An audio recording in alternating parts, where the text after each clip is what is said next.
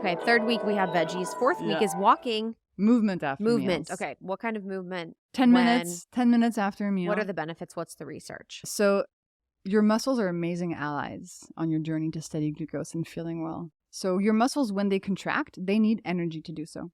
And the more they contract, the more energy they need. And the first place they look for energy is in glucose in your bloodstream. Glucose is your body's favorite source of energy. And so we can use this to our advantage. And the hack is, after 1 meal a day, use your muscles for 10 minutes. Okay, and so this might feel daunting, like, oh my God, you have to go to the gym. What's going on? No. It can be very simple movement.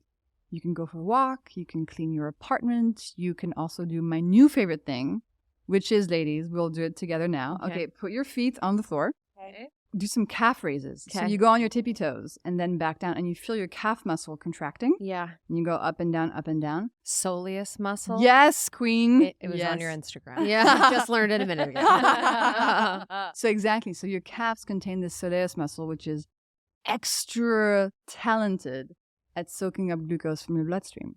Ooh. So you can be at work, even if you had to eat lunch at your desk, even if you can't get up for 1 second, you just do this for 10 minutes.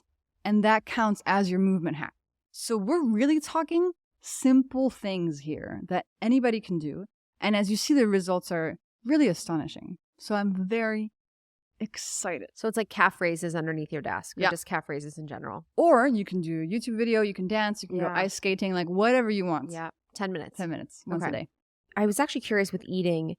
Is there any research or studies on if you're eating food consciously or unconsciously and the effects on your blood glucose levels? You're psychic. I am, actually. I'm preparing a post on this. Okay. Wow. Yes, mindful eating. So mindful eating means eating without looking at a screen. Yep. Mm-hmm. And I love eating while watching a movie on Netflix. It's like my passion. Like, what are your interests? Eating while watching Netflix. Gazing into the Black Mirror and eating. So yes, absolutely. So the research is showing some really interesting stuff. They took 2 groups of people, and all they did was they taught one group how to mindfully eat, and they didn't teach the other group. And that was it. And they followed them for a few months. The group of people who were taught to mindfully eat, therefore did it more often, saw a big improvement in their health and an improvement in their glucose levels. Because when you're mindfully eating, first of all, you're probably more aware of your body's like hunger and fullness cues. So you're probably going to be eating like an amount that is better suited to your body. And second, when you're eating mindfully, your body's like, okay, I'm eating now. Let's focus on this and let's try to make this as good of an experience as possible. Let's process the food as well as we can. So all of those nice things contribute to helping your health. I love that. Amazing. I make a commitment just 1 meal a day. My breakfast is mindful. Wow. Good for you. Is that good? Fuck yeah. 1 meal? That's kind of sad. No, most people have 0 meals. 1 out of 3, though. Like, think of the... And the That's rest a lot, are just Krista. fucking face down on the ground. And again, like, right? But I have to force myself. I'm like... it's really hard. And I really pray over my food, and I'm like putting my stevia in, and I'm like, this is magic stevia. It's bringing money into my life. Yes. Every time I eat it.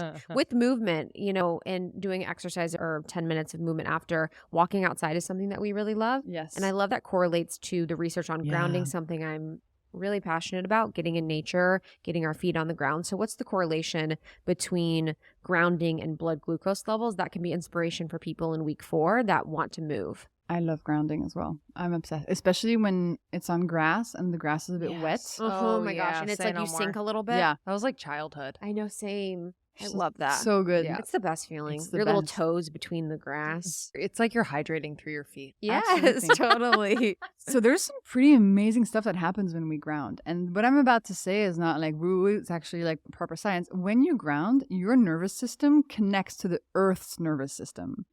And any excess electrons move from your body into the ground, literally balancing out like your electric charge. Wow.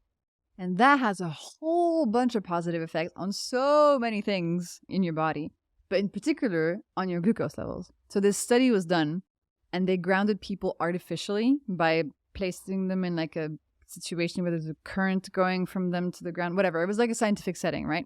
And they grounded these people for like 4 hours. So it's way too long and you would never do that. But it was just to prove the point. And these were people who had type 2 diabetes. They were able to significantly reduce their glucose levels by it's not going to mean much to you, but by 50 milligrams per deciliter, which is huge reduction. Like it's massive. Wow. And so for us, even doing this like 10 minutes once a week has big benefits. And the scientists think that this helps your glucose levels because it reduces stress in the body. It helps things move more smoothly. And glucose and stress are very linked. So the more you're experiencing stress, the higher your glucose will be. The higher your glucose will be, the more stressful it is to your body. So it becomes this sort of like vicious cycle. So grounding is one of the ways to break that cycle. And the extra electrons in your body, do we know what is bad about that? Well, we're electric beings, so we want a balance of positive and negative Right, within I our think bodies. so. So when you have too many, it's like too much positive charge, the negative is balanced out by the earth. Right. Because the earth is negatively charged. Thank you. So it's inflammation. Yeah. We're electric beings. Totally. We are. Totally. That's why We we need really the are. balance. Yeah. So Earth and the sun, are there any other elements of nature like water that could be helpful? Or like, I guess just in like movement or anything Breathing, like that? Breathing. Like breath work. breath work air. helps as well. Essentially, all the things that just help the body be in better balance and more connected seem to also help with glucose. Because your glucose levels are almost like the pulse in your body. They go up and down a lot and they impact everything, but they're also impacted by everything.